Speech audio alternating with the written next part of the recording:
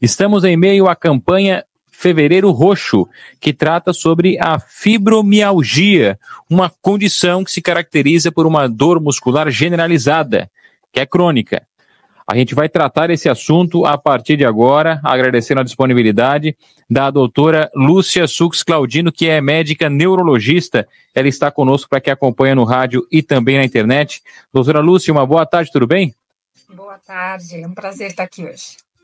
Imagina, a gente que agradece. Fibromialgia, do que se trata esse tipo de problema, doutora? Na verdade, a fibromialgia é uma doença que até hoje a gente não conseguiu entender completamente, né? Ela afeta quase 2% da população e ela acarreta uma dor generalizada que é crônica, tem que durar mais do que 3 meses. E essa dor tem alguns pontos principais. Apesar dela ser generalizada, ela acomete principalmente os músculos e os tendões.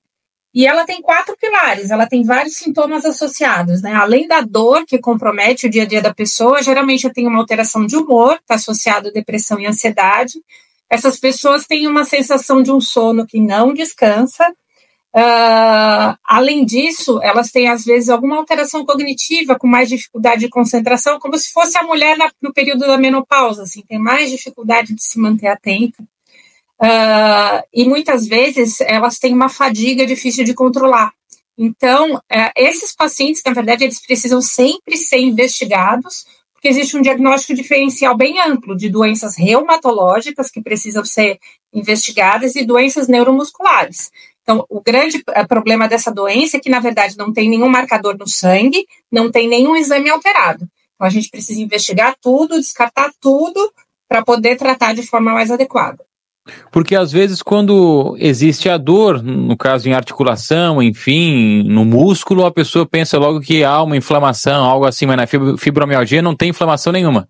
Não tem inflamação nenhuma, por isso que ela precisa ser investigada, porque quando é uma doença inflamatória, é um tipo de tratamento. No caso da fibromialgia, é uma doença não inflamatória. Então, o tratamento é completamente diferente. Então, aí vai a investigação que é feita de doenças reumatológicas e de doenças neuromusculares. E qual que é o perfil do paciente? Tem alguma idade que ela vai aparecer mais? Sim, homem, mulher, enfim? Ela é bem mais prevalente em mulher, 7, 8 vezes mais prevalente em mulher, e geralmente começa na mulher na idade assim, entre 20 e 30 anos e pode se estender, né? Ela está muito associada à depressão, ansiedade, até porque o paciente que tem dor crônica dorme mal, não tem como não ter ansiedade e depressão. E geralmente os gatilhos são os períodos de estresse do dia a dia que acabam desencadeando a piora da dor. A gente já sabe que o mecanismo de dor está muito relacionado com o humor, né? Mesmo uma pessoa que não tem fibromialgia, quando dorme mal, pode acordar com dor no dia seguinte. Então, na verdade, tudo está correlacionado. E esses pacientes passam a ter dor diariamente e, às vezes, de difícil tratamento. O principal fator de risco, portanto, é o estresse? É um dos grandes gatilhos. Não é. O fator de risco é mulher, jovem, que já tem alteração de humor, né? Então, tem uma história familiar, às vezes, mas o estresse e a ansiedade são gatilhos. E a gente também tem, por exemplo, algum tipo de encaminhamento, algum tipo de indicação para a fibromialgia, ou seja, é uma doença que dá para caracterizar com difícil diagnóstico? É difícil diagnóstico, não é que difícil diagnóstico, na verdade a gente precisa investigar adequadamente. A partir da hora que você descarta doenças inflamatórias, doenças neuromusculares, que são doenças do músculo, que tem marcadores, que tem exames alterados, aí você consegue descartar as outras causas e fechar um diagnóstico. E é muito importante isso para guiar o tratamento do paciente, para que ele seja tratado de forma adequada. Justamente nesse ponto. É uma doença que não tem cura, mas ela tem tratamento. Que tipos de tratamento estão disponíveis hoje? Então, o tratamento da fibromialgia, na verdade, a gente tem que ir por várias vertentes, né? A gente sabe que, na verdade, a fibromialgia, ela tem uma alteração a nível cerebral, na verdade, é a interpretação da dor, né? É um paciente hipersensível à dor, né? Então, ele tem uma interpretação cortical diferente, ele não tem o músculo inflamado, ele sente a dor, né? Então, o tratamento está baseado, hoje em dia, O mais comum é a neuromodulação química, que é usar medicamentos. Esses pacientes usam analgésicos, anti-inflamatórios, e muitas vezes isso não é suficiente. Normalmente a gente tem que indicar muita atividade física, porque a atividade física ela aumenta a endorfina, e a endorfina ajuda a melhorar a dor. E hoje, mais recentemente, a gente tem um outro tipo de neuromodulação que não é química.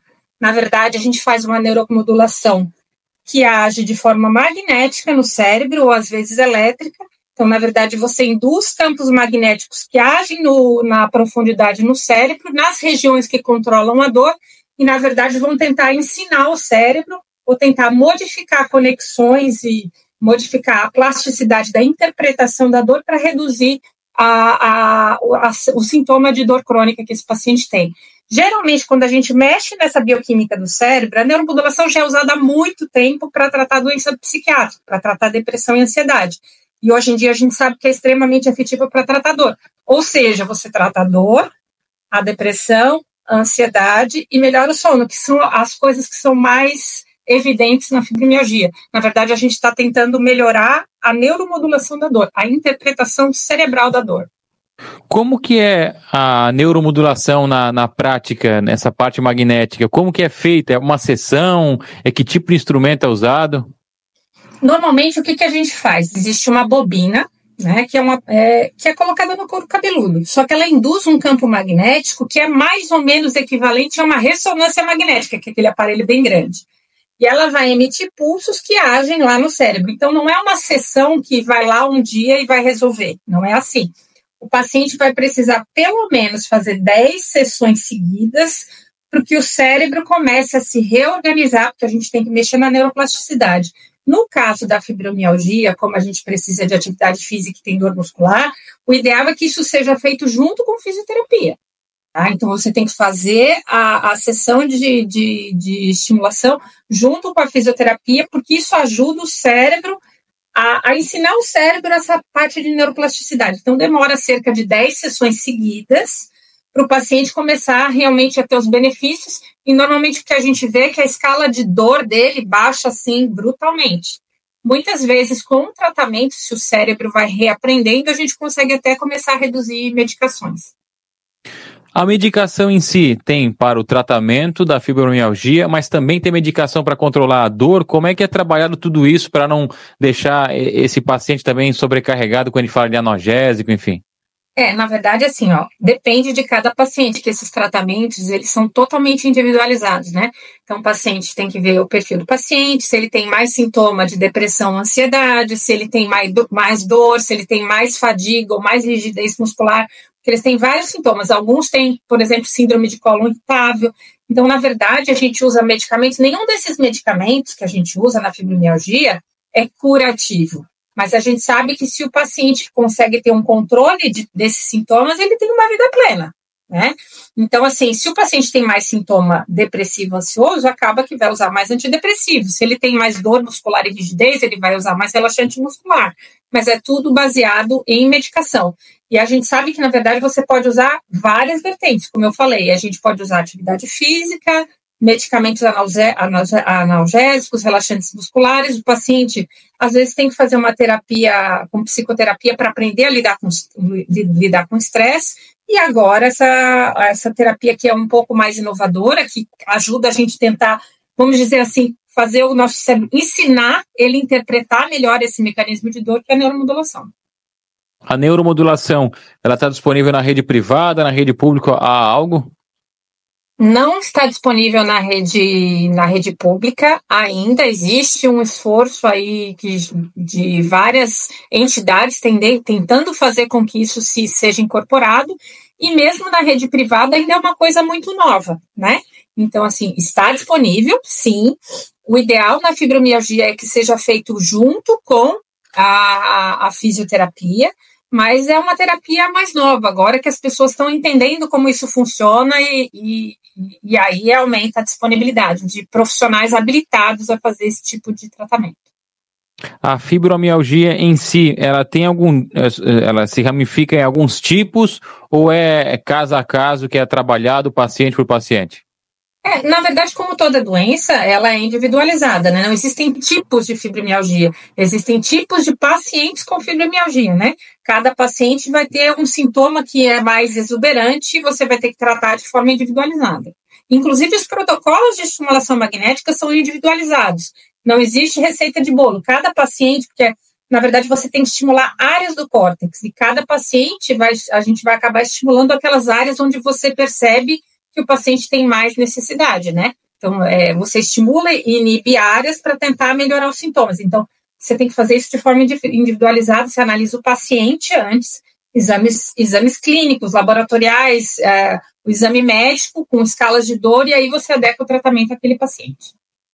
Aqui no nosso WhatsApp temos algumas participações dos ouvintes. Vamos à interatividade agora no programa com as mensagens que vêm pelo WhatsApp CBN. Oferecimento: Sindicato dos Médicos do Estado de Santa Catarina. Médico filiado é sindicato fortalecido. Aqui no nosso WhatsApp, o Cristiano separei a pergunta dele aqui, porque ela é bem básica, né? Ele diz: sinto dores pelo corpo, acho que pode ser fibromialgia. O que fazer? Que tipo de profissional eu preciso buscar? Primeira coisa é procurar em geral, eu procuraria um neurologista ou um reumatologista. São os profissionais que estão mais habilitados a avaliar isso, porque ele vai ter que ser examinado, um exame neurológico, e vai ter que fazer vários exames de sangue para a gente comprovar que ele não tem uma doença do músculo inflamatória ou uma doença reumatológica inflamatória que causa dor, porque o diagnóstico os sintomas são muito parecidos. Entendeu? Então, as doenças se sobrepõem. E você não pode deixar de tratar uma doença inflamatória. Aqui a Manuela pergunta: e os remédios, alguns disponíveis também pelo SUS? Sim, tem remédios, medicamentos, na verdade. O SUS disponibiliza alguns medicamentos para tratamento de dor. Então, mesmo pelo SUS, você tem alguns antidepressivos que tratam dor, você tem algumas medicações que a gente chama de anticonvulsivantes, que na verdade é um nome genérico, na verdade, e que tem medicações assim que são usadas para tratar dores crônicas, né, disponíveis pelo SUS. Nem todas as medicações estão disponíveis pelo SUS, mas a gente tem algumas medicações para tratamento de dor crônica disponíveis pelo SUS, sim. Agora 3h49. Para encerrar, doutora, sobre o tempo de tratamento, como é uma doença crônica, esse tratamento vai seguir durante um tempo? A doença ela é controlada, a pessoa vive normalmente?